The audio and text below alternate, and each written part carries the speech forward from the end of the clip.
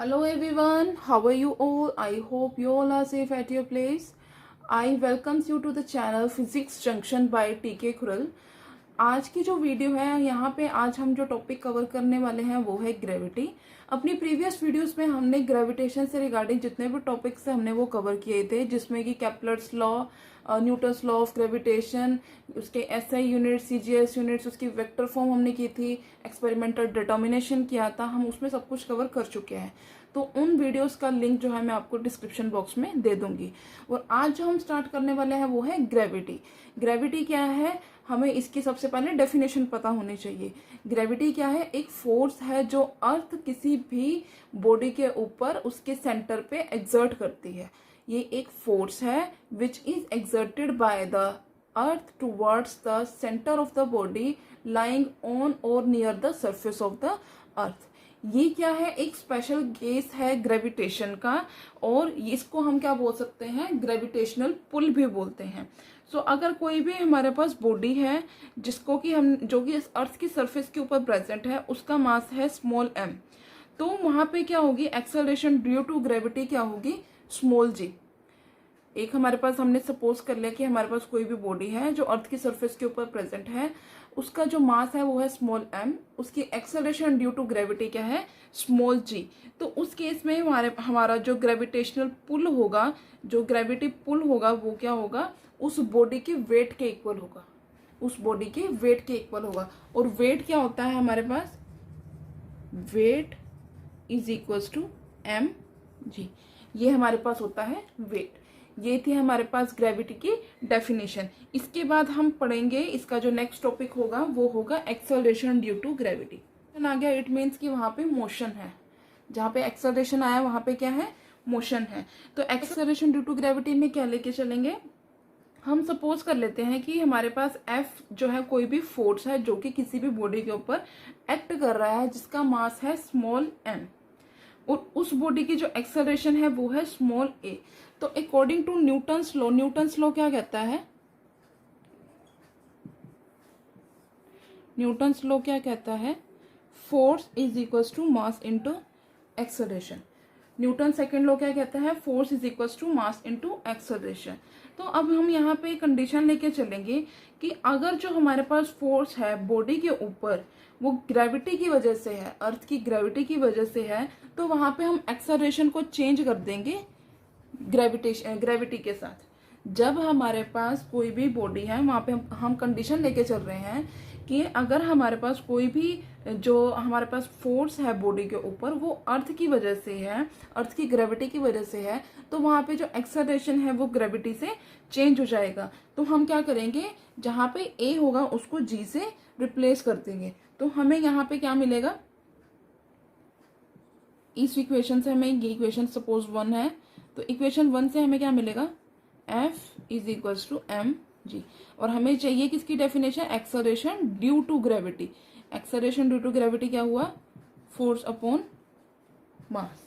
अगर हमारे पास ये मास जो है वो यूनिट मास हो जाता है, यानी कि इफ m, यहां पे लिख देते हैं, g is equals to f by 1, if m is equals to 1, तो हमारे पास जो ग्रेविटी होगी वो किसके इक्वल? न्यूमेरिकली किसके इक्वल हो जाएगी?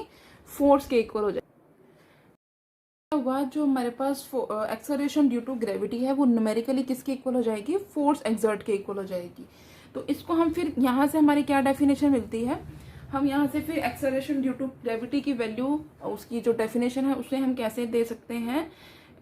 thus acceleration due to gravity is defined as a force acting on unit mass of a body placed on or near the surface of the earth। यहाँ पे क्या आ जाएगा? मास, जहाँ पे हमने मास स्मॉल m लिया था वहाँ पे क्या हो जाएगा? अब यूनिट मास हो जाएगा। मीन्स ये क्या है? फोर्स जो है जब किसी भी यूनिट मास बॉडी के ऊपर जो कि अर्थ की सरफेस के ऊपर या फिर अर्थ के ऊपर प्रेजेंट है, तो उसे हम क्या बोलेंगे? वहां पे एक्सेलरेशन ड्यू टू ग्रेविटी हो जाएगा।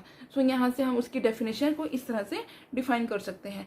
तो यहाँ पे अगर हम ये ले लेते हैं कि हमारे पास कोई भी बॉडी है जो फ्रीली फॉल कर रही है किसी भी सरफेस से, हमारे पास कोई भी बॉडी है वो फ्रीली फॉल कर रही है under the effect of gravity, तो वहां पे जो एक्सेलरेशन होगी बॉडी के अंदर उसको हम क्या बोलेंगे, acceleration due to gravity.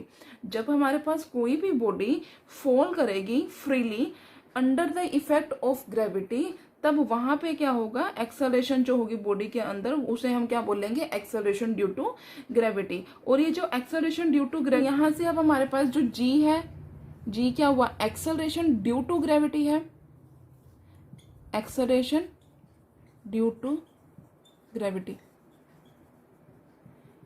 Acceleration है मीन्स मोशन है, मोशन है मीन्स यहाँ पे क्या है, ये जी क्या हमारा वेक्टर क्वांटिटी है।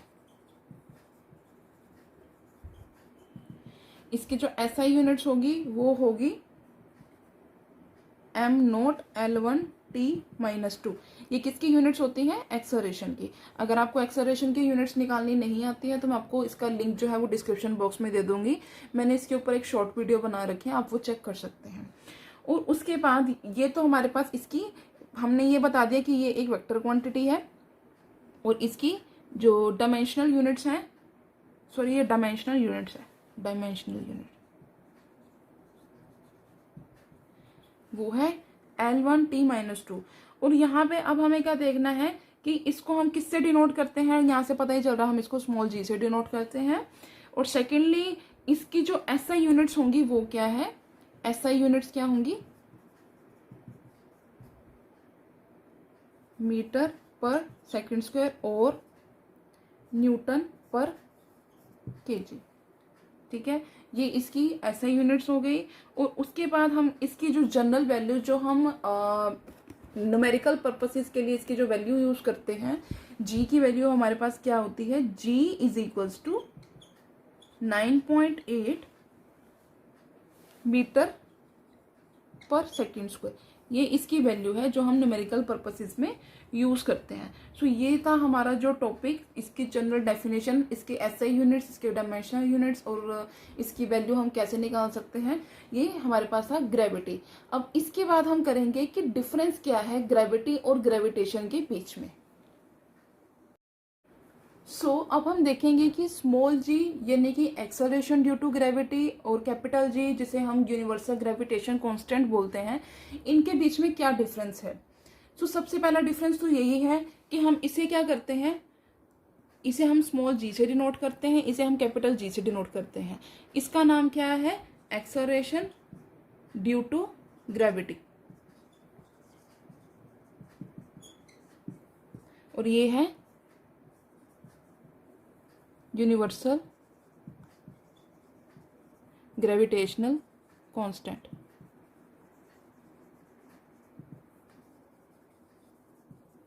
ठीक है, सबसे पहला डिफरेंस क्या है, स्मॉल g को हम बोलते हैं acceleration due to gravity, capital G को हम बोलते हैं यूनिवर्सल ग्रेविटेशनल कांस्टेंट। ये क्या होता है हमारे पास, इसकी वैल्यू, इसको हम कैसे बोल सकते हैं, इसे कैसे डिफाइन कर सकते हैं, ये एक फोर्स एक्सर्ट है by the earth towards the centre of the body lying on or near the surface of the अर्थ।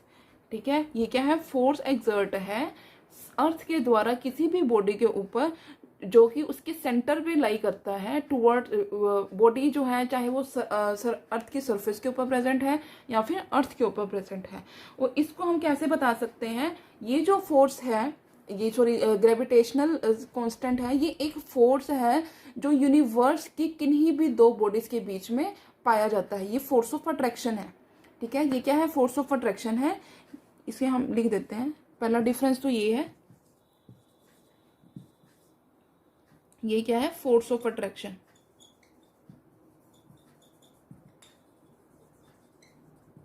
और ये है फोर्स एक्सर्ट।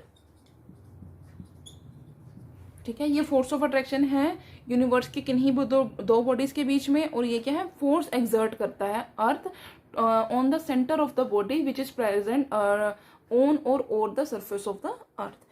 थर्ड, इसमें क्या डिफरेंस है, ये क्या है, एक वेक्टर क्वांटिटी है और ये क्या है, स्केलर क्वांटिटी है। फोर्थ डिफरेंस क्या है, इसकी वैल्यू होती है 9.8 मीटर पर सेकेंड स्क्वायर, और हम इसे क्या कैसे बोल सकते हैं, CGS यूनिट्स में इसकी वैल्यू क्या होगी, 980 सेंटीमीटर पर सेकेंड स्क्वायर। इसकी जो वैल्यू होती है वो होती है 6.67 into 10⁻⁻11 newton metre square kilogram पर स्क्वायर। या फिर इसकी वैल्यू दूसरी फॉर्म में हम कैसे CGS यूनिट्स में कैसे ले सकते हैं, 6.67 इंटू 10⁻⁸ डाइन सेंटीमीटर स्क्वायर ग्राम पर स्क्वायर। ठीक है, इसकी जो वैल्यू होगी नंबर 5 पे, इसकी जो वैल्यू होगी वो होगी कांस्टेंट।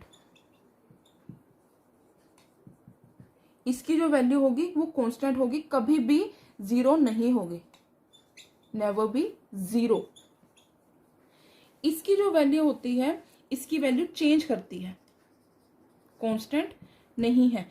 इसकी वैल्यू चेंज होगी जैसे जैसे हाइट चेंज होगी, डेप्थ चेंज होगी, अर्थ की रोटेशन होगी, इसकी जो वैल्यू है वो चेंज हो जाएगी। और इसकी जो वैल्यू होती है वो कहाँ से चेंज होती है, उसकी वैल्यू क्या होती है, इसकी वैल्यू अर्थ के सेंटर पे, अर्थ के सेंटर पे, अर्थ के सेंटर पे जीरो होगी इसकी वैल्यू।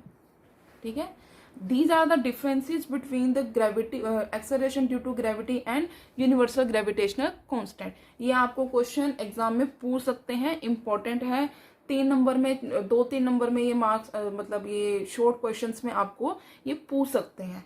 सो अब हम देखते हैं कि स्मॉल जी और कैपिटल जी के बीच में क्या रिलेशन है। तो हमने क्या ले लिया, हमारे पास हमने अर्थ की सरफेस ले ली, ये अर्थ है हमारे पास, इसका जो मास है वो है कैपिटल M।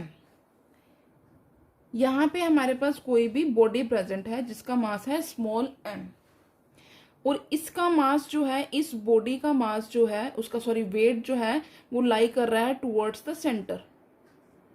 अर्थ के सेंटर पे इसका जो वेट है वो लाई कर रहा है। ठीक है, और यहां से लेके यहां तक मीन्स कि इसकी जो रेडियस होगी अर्थ की वो होगी कैपिटल R। तो अब हमने क्या देखना है कि स्मॉल जी और कैपिटल जी के बीच में हम कैसे रिलेशन बना सकते हैं। सो अब हम देखते हैं आगे इसको। यहाँ पे हमने क्या किया, हमने सपोज कर लिया कि हमारे पास कोई भी बॉडी है अर्थ की सरफेस के ऊपर प्रेजेंट है, तो इसकी वजह से यहाँ पे क्या होगा, एक्सेलरेशन ड्यू टू ग्रेविटी होगा, क्योंकि मोशन है, एक्सेलरेशन ड्यू टू ग्रेविटी है, मीन्स कि यहाँ पे स्मॉल जी होगा। तो यहाँ पे अब हमने क्या करना है, हमने ये देखना है कि ये जो बॉडी है इसका जो मास है वो अर्थ के सेंटर पे लाई कर रहा है। तो यहाँ पे क्या होगा, हमने सपोज कर लिया जो F है उसकी फोर्स ऑफ अट्रैक्शन है बॉडी के बीच में और अर्थ के बीच में, ये हमारे पास फोर्स ऑफ अट्रैक्शन प्रेजेंट है। तो न्यूटन्स लॉ के अकॉर्डिंग क्या है, according to Newton's law of gravitation,